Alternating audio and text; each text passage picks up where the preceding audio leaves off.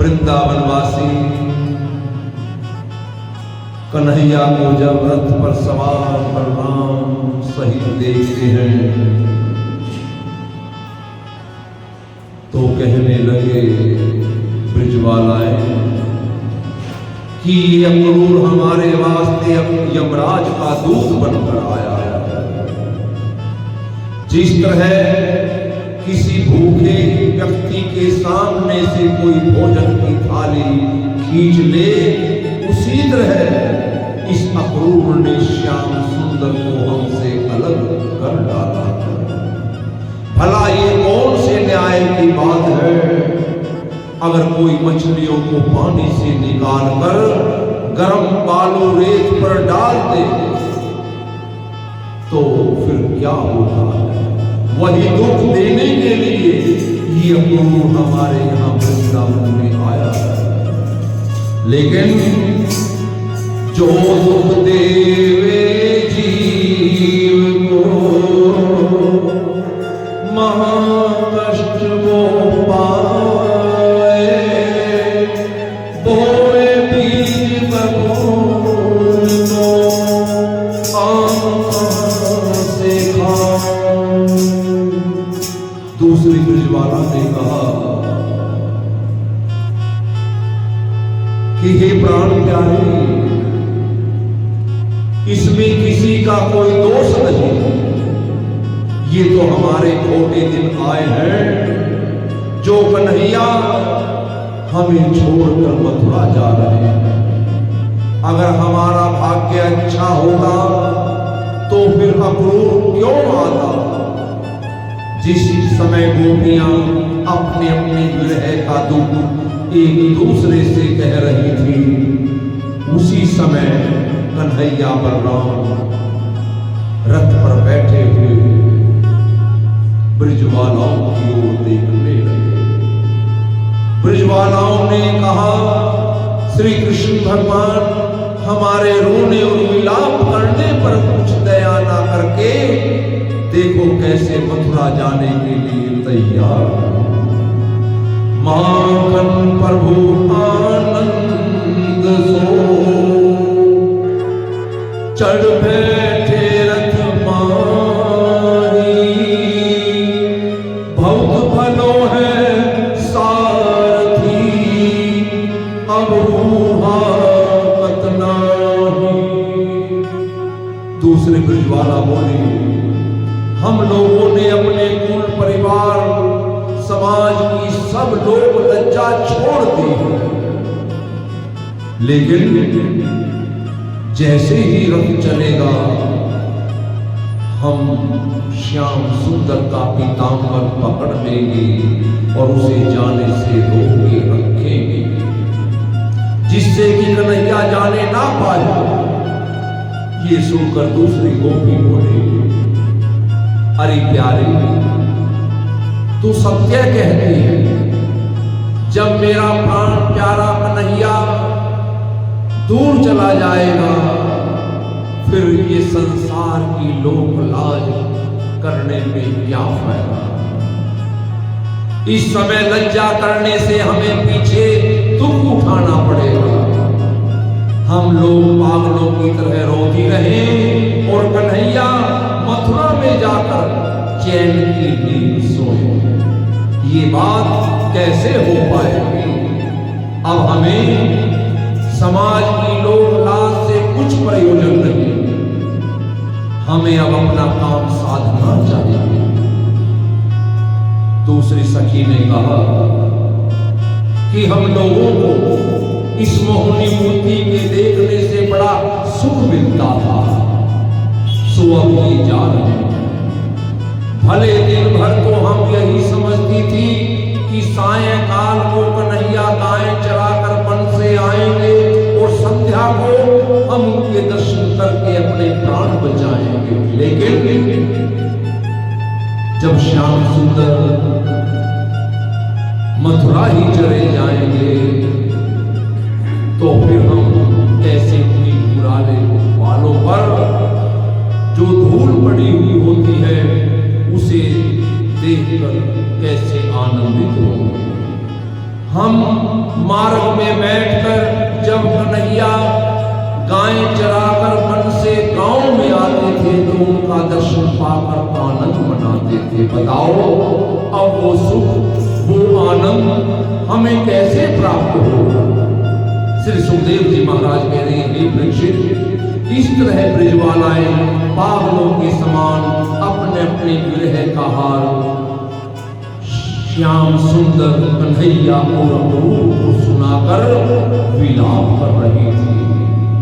ब्रजवालाओं ने लोक लाज तज कर बारंबार कह रही थी, हे माधव, हे गोविंद, हे दीन दयालु, हे केशवमूर्ति, हे गोपीनाथ, हे श्याम सुंदर, हे मुरली मनोहर, हे श्री कृष्ण, हे ब्रजनाथ, हे दुख भंजन।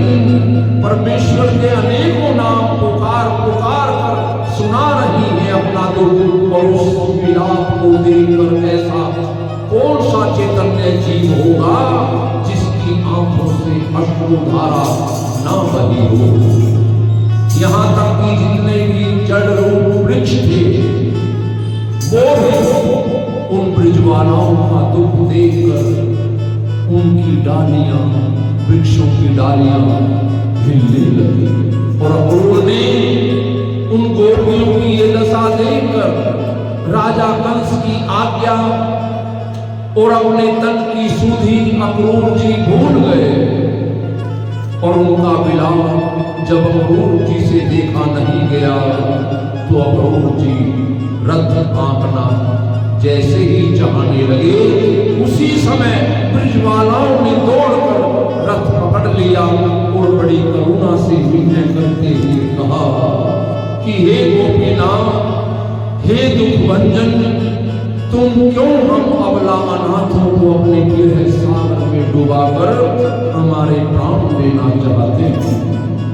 हमें भी अपने साथ धनुष यज्ञ का उत्सव और राजा कंस को दिखाने के लिए साथ ले चलो।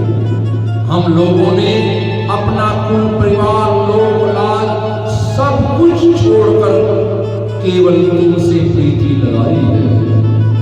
हे कन्हैया, आप इतने निर्दयी होकर आज हमारे प्राण क्यों ले रहे हो? अगर तुम अक्रूर के साथ मथुरा ना जाओगे तो कंस तुम्हारा क्या बिगाड़ लेगा? अक्रूर अपना मुख काला करके यहाँ से वापस लौट जाएगा।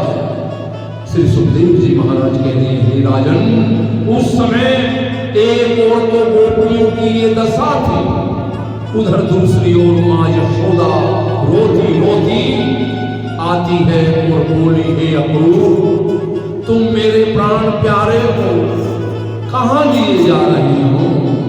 मैं इसके बिना कैसे जीऊंगी? कहाँ धनुष ये देखी है,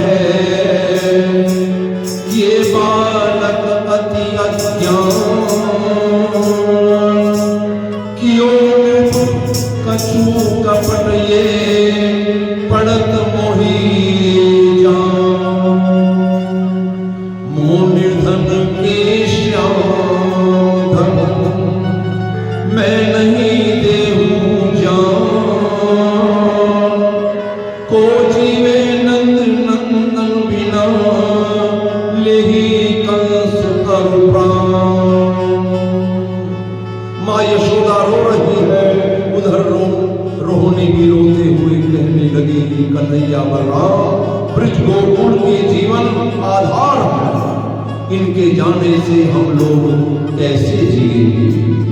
यशोदा विलाप करते हुए बोली, हे कन्हैया, तुम हमारी प्रीति छोड़कर क्यों जा रहे हो?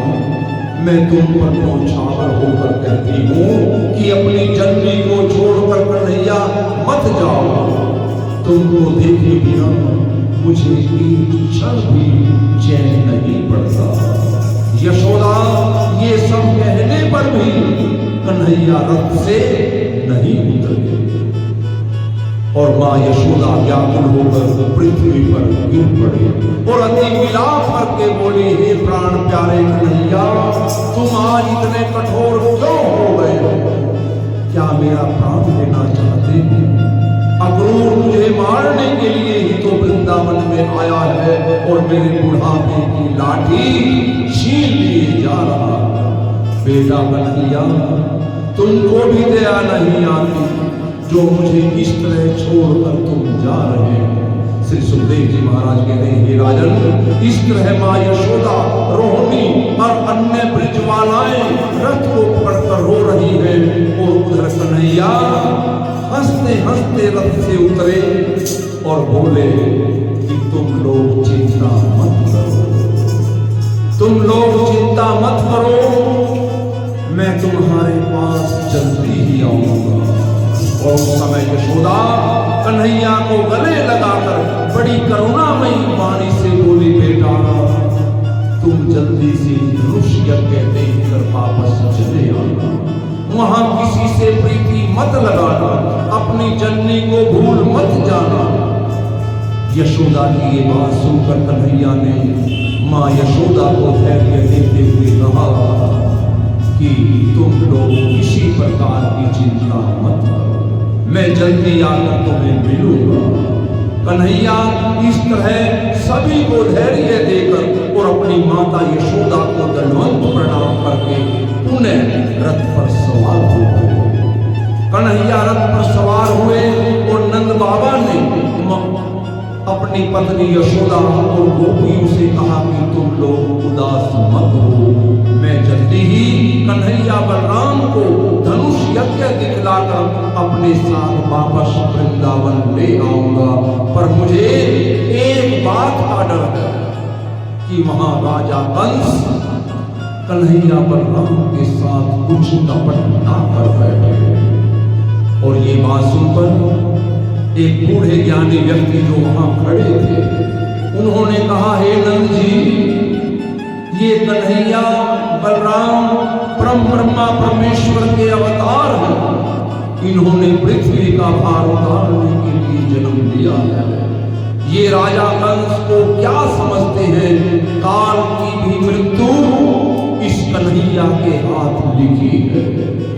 ये वचन सुनकर नंद आदि को धैर्य हुआ और परीक्षित ने पूछा श्री सुखदेव जी महाराज से, हे मुनिनाथ, बड़े आश्चर्य की बात है, अक्रूर जी ने यशोदा और गोपियों की ये दुर्दशा देखकर भी उन्हें धैर्य क्यों नहीं दिया?